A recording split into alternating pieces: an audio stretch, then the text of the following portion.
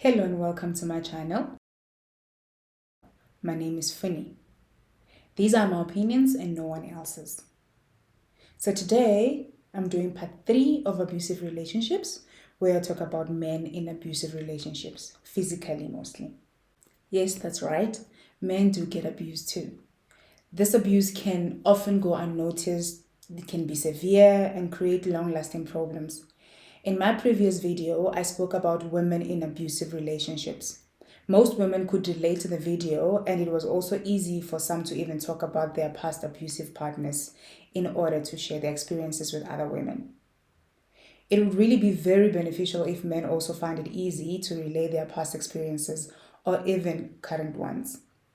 But it is not easy for our generation and back because of the lessons we were taught, because of the stigma that comes with a man who expresses his feelings and admits to being vulnerable as well. Our law enforcement officers are also not trained well enough on how to deal with such matters. I believe that there should be a division solely dedicated to gender-based violence with proper training and not just Psychology 101, because these people are also adding to GBV.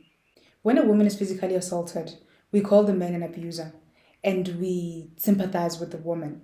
However, when it is the other way around, we call the man a coward. The problem is that the stereotype typically involves a man abusing a woman. Now, labeling a man a coward in this instance strokes his ego and not in a good way. Now, with a stroked ego, he will try and prove that he is not a coward, and unfortunately, by doing so, some of these men tend to become real abusers. They live according to society's expectations. As much as society has certain ways of surviving, some of those many ways that we follow are contributing to our own downfall. And the most painful part of it is that the older generation is so set in their ways that they frown upon anyone who presents as a threat to their so-called stability. Our politicians, for example. But hey, that's a topic for another day. The generation that we have learned from is hell-bent on not wanting to change. Change to them seems like a way of us, the younger generation, trying to take over from them. If the younger generation does not try and change these kinds of thoughts and actions, we will just continue with the stigma and repeat the toxic cycle. Just a quick short tale. I love short stories. I think I was 13 or 14 and my first boyfriend was 16 or 17. Yes, dearest parents, I was 13 in grade 8 when I had a boyfriend. I'm talking to y'all who decided in your fantasy world that your teenage kid is very innocent and then you ignore being cautious. So whatever that's happening with your teenager, you are not recognizing it because in your head, your teenager is very innocent. They're still playing with crayons. You are forgetting that your own parents thought the same thing about you while you were living a double life out there. You are forgetting that some of your parents will turn in their graves if they found out what you did in the 90s and early 20s. Anyway, let me not digress from the real main topic. So from watching a lot of soapies and TV in general, I developed the love for slapping a boy back in the day.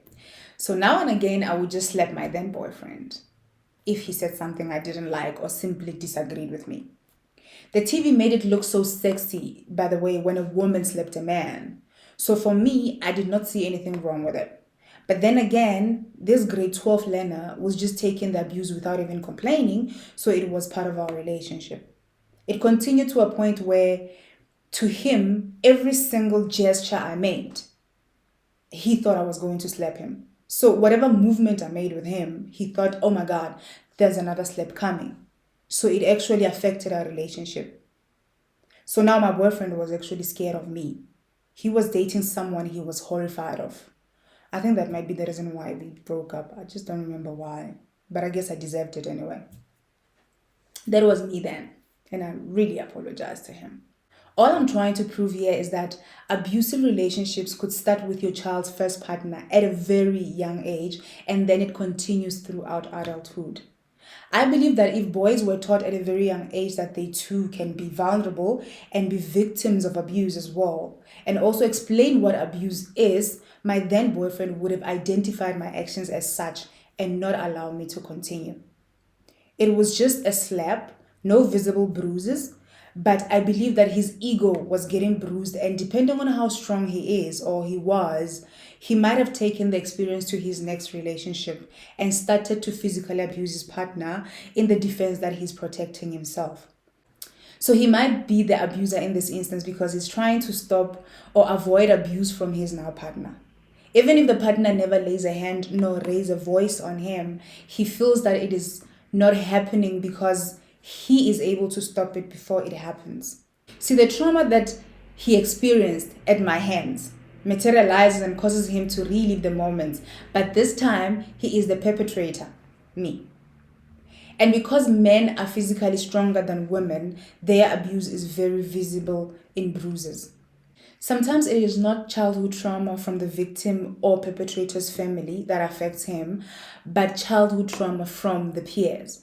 And unfortunately, because our parents thought we were very innocent, they never even noticed that their own children are going through the most. If you are a male experiencing abuse, you will likely relate to this, being abused by your partner. And you probably feel alone, isolated, and possibly ashamed of your circumstances. Unfortunately, many of these abuse survivors will be overlooked because whether we like it or not, gender stereotypes still exist. This means that we are conditioned to think it unlikely that a man who's physically dominant and likely more aggressive could be abused by a partner, be it female or male.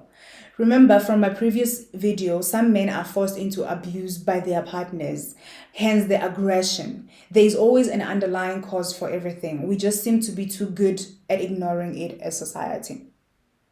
Yes, there is research and findings as well with regards to who abuses who with regards to gender, but obviously the data or figures is not accurate because most men opt not to talk about their abuse nor report it to the authorities.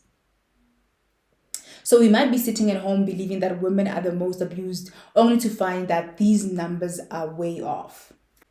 As society, we are so used to hearing that about women being abused by men. Unfortunately, history has given us enough reason to see this as an unpleasant but real possibility.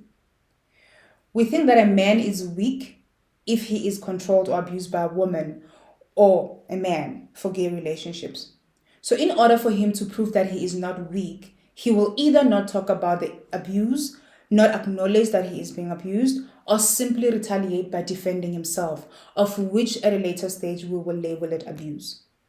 Admitting that he's being abused in his relationship can be emasculating. He might feel like he's not man enough. So he may develop psychological patterns of behaviors or thoughts to help him minimize and explain away what he's experiencing. Abuse isn't just physical. But if you ask a man if he's experiencing abuse, he may immediately assume you're asking if he's being hit by his partner. It's far more likely that the man experiencing physical abuse is also dealing with emotional, psychological, verbal, or even sexual abuse. Don't get me wrong. Some women abuse their partners as a response to abuse from their partners, so they're defending themselves. But there are just people who abuse in jail. There are a few, but not all signs that a man is being abused. Some of these signs might not be directly related to the topic at hand. Changes in personality. It doesn't always mean abuse, but it generally means something is going on. In a man, a change in personality, such as an outgoing person becoming withdrawn, or a responsible or a steady man acting in an angry, wild, or irresponsible way, could be a sign of abuse. Being anxious or fearful about his partner's response. So being regularly and overly concerned or anxious about how your partner will respond to you isn't healthy. It may be a sign of fear that failure to please him or her will result in punitive or abusive measures. This is true for both men and women and can result in breakdown in communication because you are scared to express yourself as you might get slapped. Becoming overly apologetic. Oh my God. A person experiencing abuse may become accustomed to unnecessary apologizing or over explaining their behavior. So every little thing that you do, you apologize for it because you don't know what is right and what is wrong according to your partner. Alcohol or substance abuse, all of a sudden. If a person changes their behavior by now starting to drink too much or using drugs, then there is cause for concern. They need help. Some might be depressed. This is just a few things that come up as signs of being abused as a man. These are not all the signs of abuse in men, but they are some of the most common.